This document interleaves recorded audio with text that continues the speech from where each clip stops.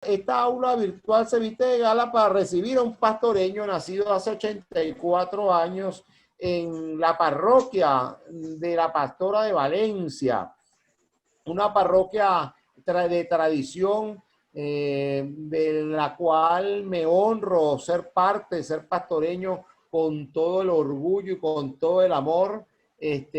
La parroquia La Pastora, fundada por el padre Hipólito Alessandre, y hoy nos trae un pastoreño, a Joaquín Alvarado Enrique, abogado, doctor, es el primer egresado de la Universidad de Carabobo. Joaquín comenzó estudiando en la escuela Miguel José Sanz, que estaba adscrita a la Universidad Central de Venezuela, junto con otros sobrevivientes que están en este momento honrándonos, como el doctor Grisanti, como es la doctora Elda Cordido.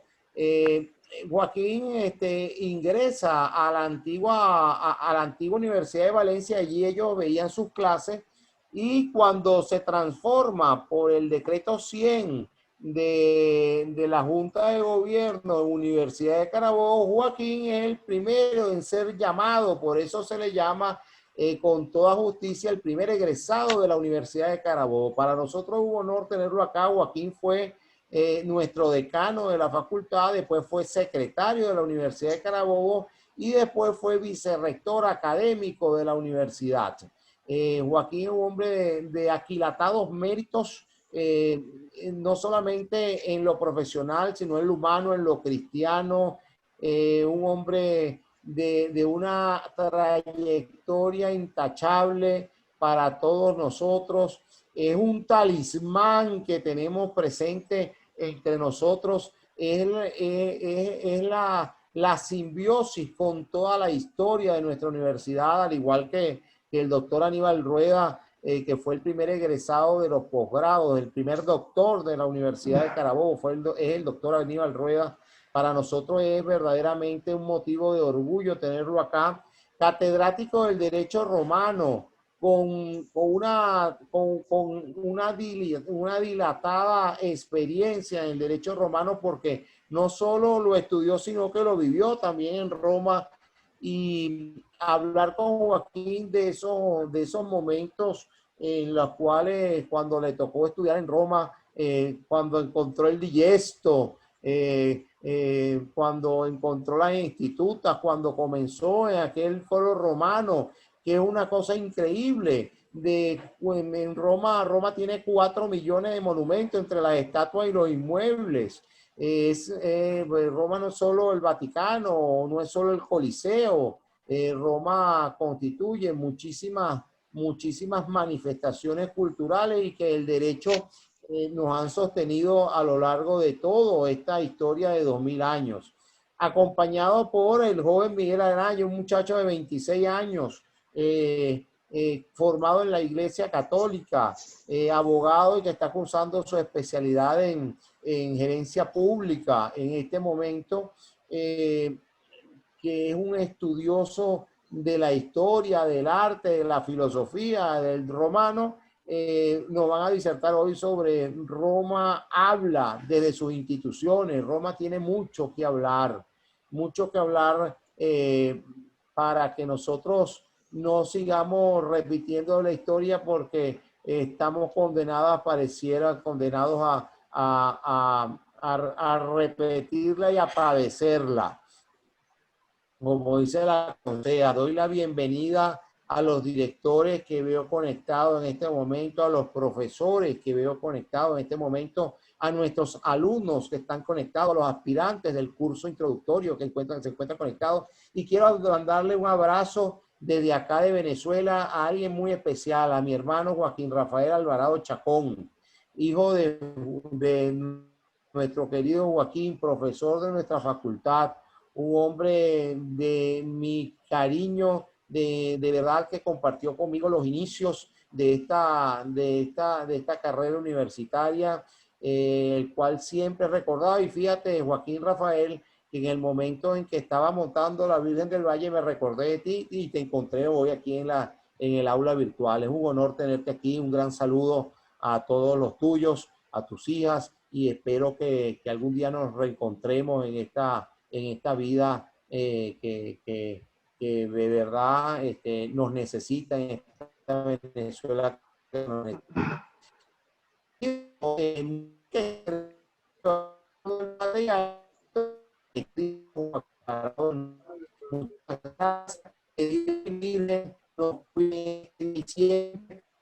Y nos utilicemos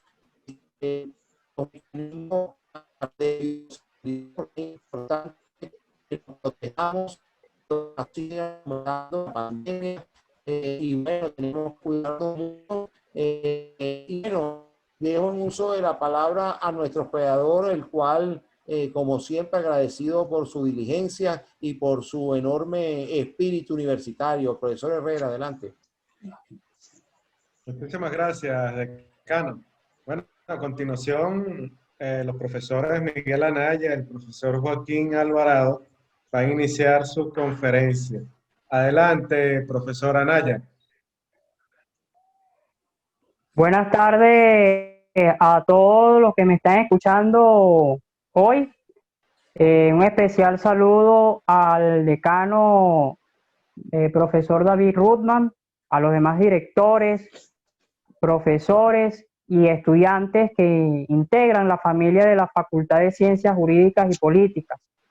Para mí es un honor el día de hoy por poder disertar un tema que nos apasiona al profesor Joaquín Alvarado y a mí. De verdad que me siento muy contento por que me hayan tomado en cuenta para esta disertación. Es la primera que hago a la facultad, a la universidad, ya próximo a cumplir 5 años de haberme graduado de abogado. Y para mí de verdad que constituye una emoción muy grande porque el profesor Joaquín Alvarado también fue mi profesor y me formó en los primeros años de estudio. Y volver a ver a Joaquín Alvarado es retornar a la historia, a mi historia personal de ese muchacho que ingresó a la universidad vacío de ideas, pero con una fe muy grande en Dios. De verdad que me siento muy agradecido por esta oportunidad. El día de hoy vamos a disertar acerca de Roma. Hemos colocado este título, Roma habla, un breve análisis de sus instituciones y su importancia en la actualidad. Quisiera empezar con una cita traída desde Roma. Ubi ius, ibi societas, ibis ius, que significa, donde está el derecho, está la sociedad, donde está la sociedad, está el derecho. Esto es un dogma indubitable, es decir, que esto no se puede dudar y da un nacimiento concomitante porque una acompaña a la otra. Por eso nosotros tenemos que disertar entre el nacimiento de la sociedad, el Estado y el derecho, tan importante para nosotros el día de hoy. Por eso, como decía el filósofo del materialismo histórico, el pueblo que olvida su historia está condenado a repetirla, a veces como una tragedia o a veces como una comedia. Esto en consecuencia de que a veces vemos el pasado como aburrido o no nos interesa. Sin embargo, también, como dice otro filósofo, el hombre no puede ser sepulturero del pasado y partero del futuro. Es decir, la historia siempre nos alecciona. Por eso, para hablar de la sociedad, debemos citar a Aristóteles. Aristóteles es uno de los primeros filósofos que habla de la sociedad como tal, y él lo define como anthropos politicum. El hombre es un animal político, pero no es porque ejerza la política directamente, sino porque el hombre necesita interrelacionarse con los demás congéneres para formar una sociedad. Esto en consecuencia trae que en Grecia y en Roma nazca la polis y las civitas, tan importante. Obviamente que cuando nace la sociedad se tienen que establecer reglas de conducta. Con el devenir del tiempo, entonces, bueno, ya hablé acerca de la polis y la civita como el nacimiento de la sociedad, pero en ese tiempo no era una sociedad tan establecida, sino que era una horda que necesitaba una conciencia para poder llegar a fines comunes. Todo esto necesita reglas de conducta, pero fundamentalmente viene a iniciar el poder soberano. El poder soberano por el cual se organiza políticamente la sociedad, es decir, el populus. Esto trae como consecuencia pues la creación de organismos compuestos por personas físicas, y este ejercicio de los poderes soberanos se reducen en tres: el poder legislativo, el poder judicial y el poder administrativo. El poder legislativo, como ya todos lo debemos saber, es aquel que crea las reglas de conducta. El poder judicial es el que hace constreñir a los mismos que estarán obligados a cumplir esas reglas de conducta. Y el poder administrativo es el que provee conforme a la eficacia las normas, la relación de aquellas a fines comunes de intereses que no pueden ser alcanzadas por la actividad individual. Aquí ya hemos definido entonces cómo se adentra el poder soberano en la sociedad. Pero también hay otro elemento fundamental, que es el derecho. El derecho que, como el piano lo dice, es el arte de lo bueno y lo justo. Pero también lo podríamos estudiar como preceptos, principios y normas jurídicas que van a regular al hombre en la sociedad. Y regular al hombre en la sociedad y el ejercicio del propio triple poder que acabo de mencionar: el poder de legislar, el poder de sancionar y el poder de administrar. Esto en consecuencia pues en la formación de la sociedad, de la formación del Estado y de la formación del Estado y la formación del poder soberano. Bueno, esto obviamente se constituye en Roma tres etapas políticamente. La primera etapa fue la monarquía, la segunda etapa fue la república y la tercera etapa política en Roma fue el imperio o principado. Ahora, seguramente el doctor Joaquín Alvarado nos disertará de la importancia de todas estas instituciones en la antigua Roma. Joaquín, te cedo la palabra. La historia es la maestra de la vida. Y la historia nos enseña, sin lugar a dudas, que hay que tener prudencia para gobernar, que hay que entender que el hombre tiene una dignidad de la persona humana.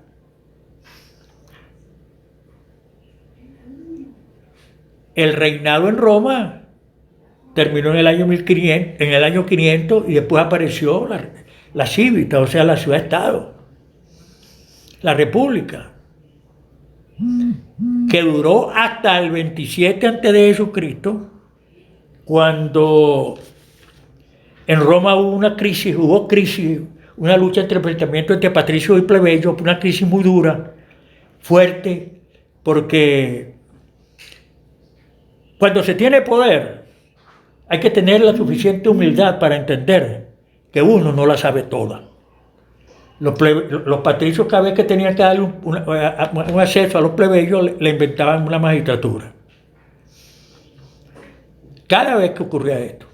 Pero los plebeyos también aprendieron política. Y sabían que cada vez que había un problema, ellos tenían que retirarse.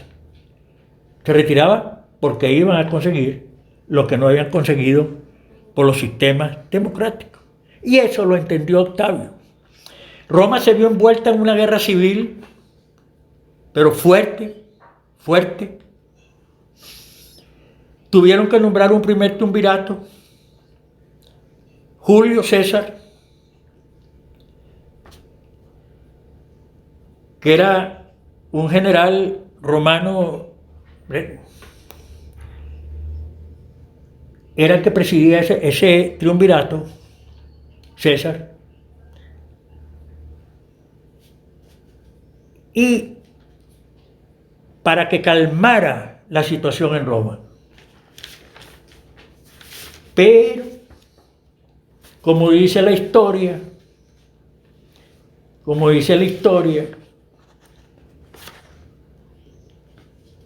el triunvirato no iba a durar toda la vida. Hubo que nombrar otro segundo triunvirato.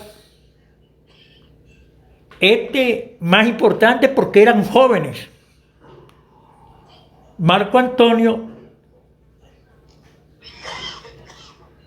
Lépido,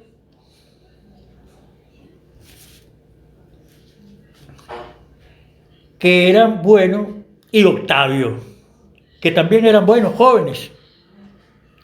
Marco Antonio, ¿qué ocurrió? Que se repartieron el mando en toda Roma, de toda Roma. Octavio dijo, a mí me dejan Roma. Lépido dijo, a mí me dejan Oriente.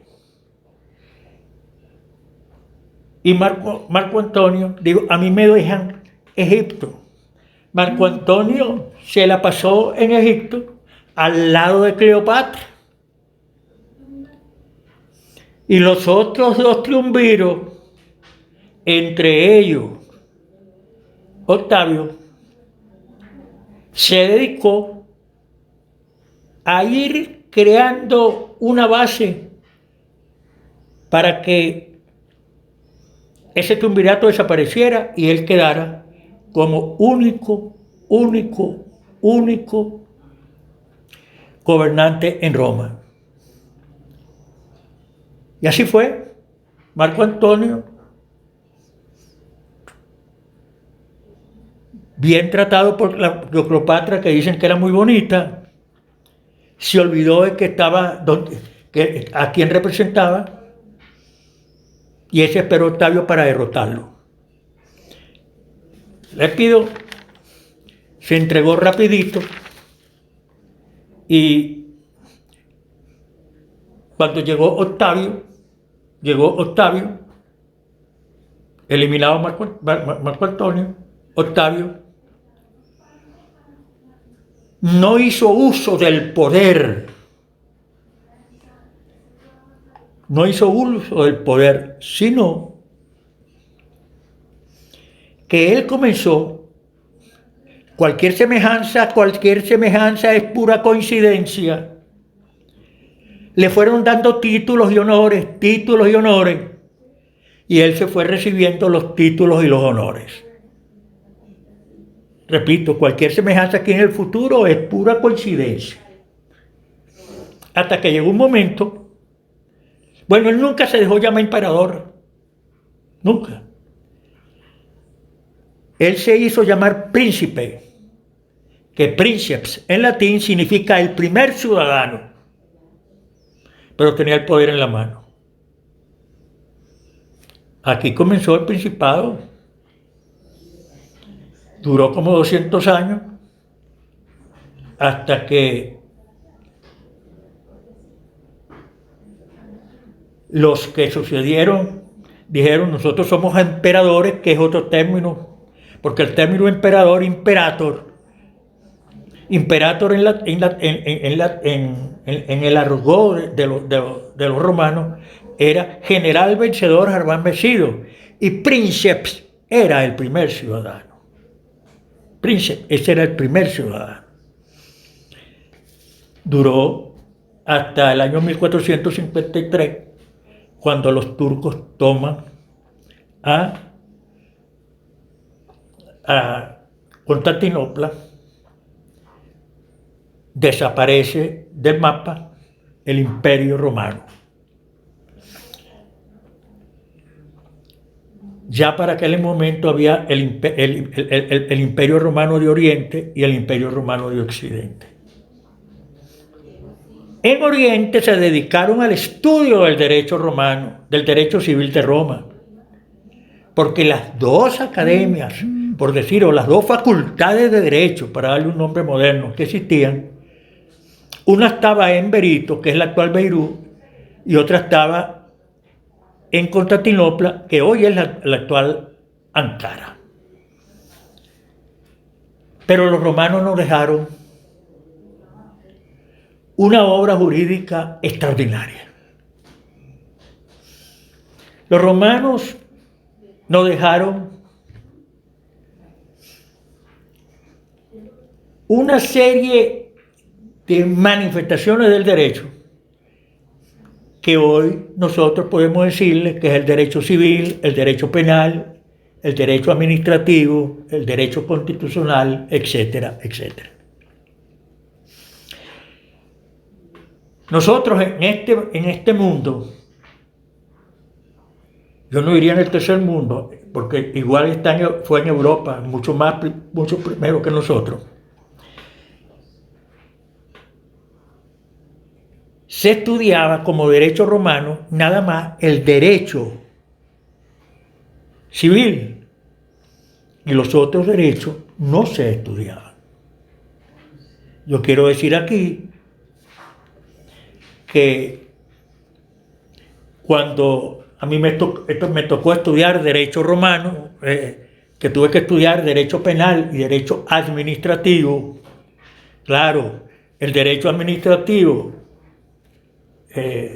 era el nombre a aquella especialidad tenían los romanos, y el derecho penal era el jus crimen, el derecho que regula para combatir el crimen.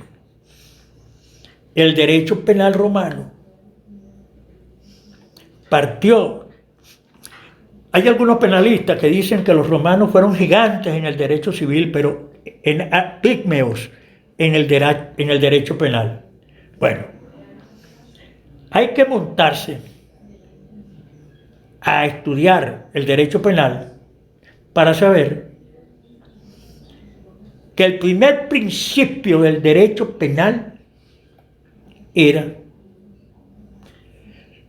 que nadie podía ser juzgado por un hecho no considerado como punible por la ley, por un hecho no considerado punible con la ley. Y que si era un hecho punible considerado por la ley y no tenía pena, nadie podía ser castigado. Ese principio es el principio de nula pena, nulo crimen sine lege. Los romanos, que están en el digesto justinianeo, decían que no era lo mismo cometer un hurto de día que cometerlo de noche, porque cometerlo de noche lo agravaba. Los romanos, por ejemplo, decían que no era lo mismo hurtarse una res que hurtarse dos o más res. Que el uno era un hurto simple, el hurto era un hurto agravado que ellos llamaron abigeato. Y así fueron estableciendo un derecho penal,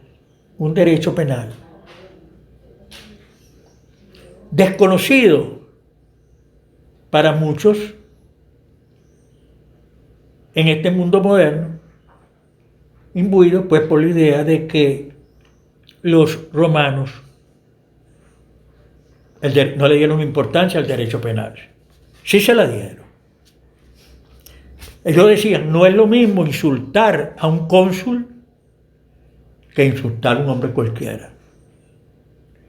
Al insultar al cónsul estabas insultando a la República, porque el cónsul era el gobernante de la República. Al insultar a cualquier ciudadano, estabas insultando a una persona normal y corriente.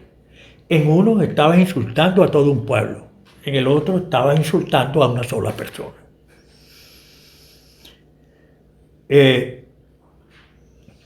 No era lo mismo llevarse una cosa por las buenas,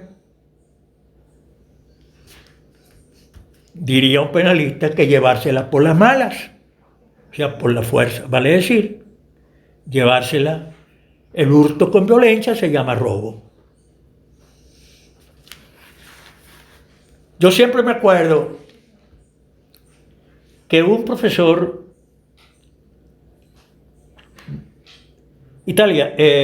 argentino estuvo dando una conferencia aquí y él decía que si en Roma hubiera existido la aviación y un aviador hubiera tenido que aterrizar y llevarse por delante unas matas, ese era un estado de necesidad. No, porque no conocieron la aviación, decía, no conocía la aviación, en la pieza de él se llamaba la persona. No conocieron la aviación, sí, pero conocieron el estado de necesidad. Y el estado de necesidad, los que son profesores de Derecho Penal lo enseñan, ¿entiendes? Cuando la persona no puede hacer, si no tiene otra alternativa, si no hace eso, ahí tiene que hacerlo. Porque está o perder la vida o conservar la vida. Y así pues, muchas cosas. Muchas cosas. Lo que pasa es que a veces, bueno, el aborto fue penado por los romanos. Y hoy en día el aborto es algo que es normal. El aborto es algo que es normal.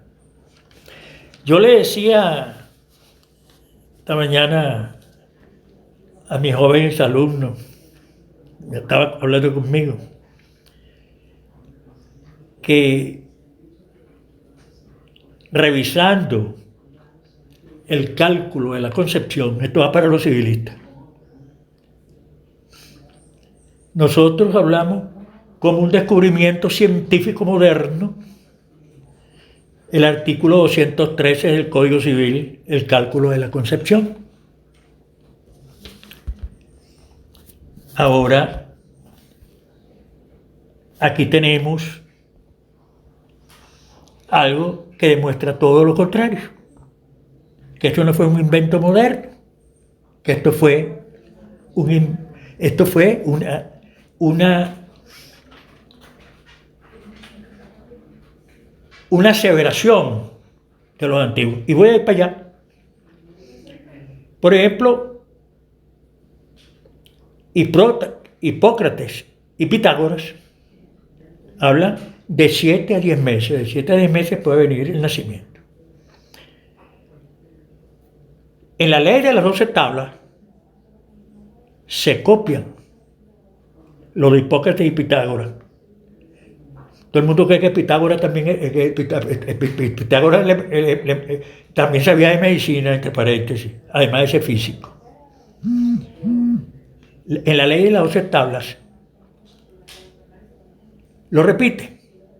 Ulpiano dice que se opera, puede haber parto, puede ser a los 181 días. Y Plinio dice a los 180. Y miren a Eulogelio, dice que rara vez puede una mujer dar a luz en los 7 meses. Nunca en los 8 meses. Todavía yo no conozco el primer octomesino. 3, frecuentísimamente 9 meses, que somos la mayoría, y algo frecuente 10 meses.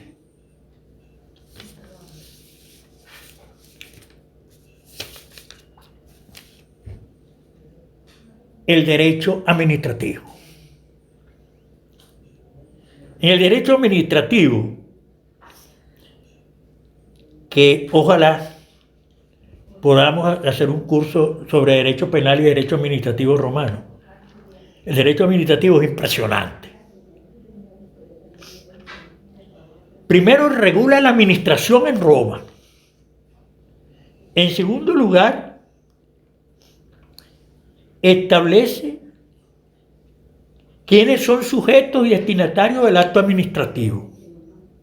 En tercer lugar, establece la responsabilidad civil y penal de los administradores. Esto es bien interesante, porque pareciera que estuviéramos en un país de América Latina.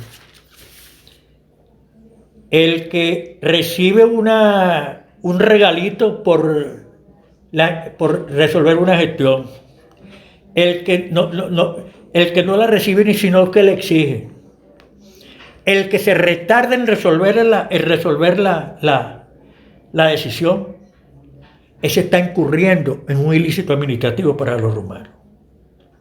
La administración tiene que ser eficaz y rápida, resolver los problemas del ciudadano. Establece la expropiación por causa, que hoy llamaríamos nosotros por causa de utilidad pública o social. Los romanos entienden, sobre todo cuando se trataba de construir obras. Y la nulidad de los actos realizados en violaciones de las leyes de Roma.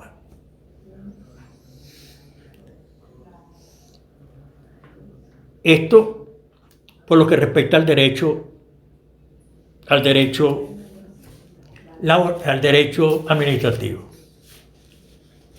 Pero yo quisiera terminar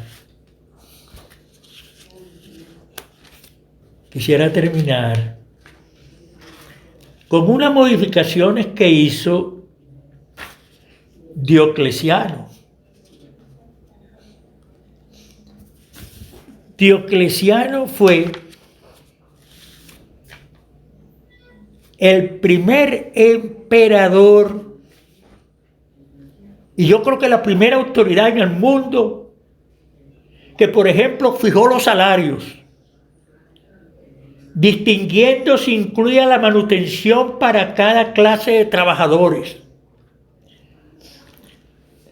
en la agricultura, en la ganadería y en las industrias, en el comercio, a ciertas profesiones liberales y llegado hasta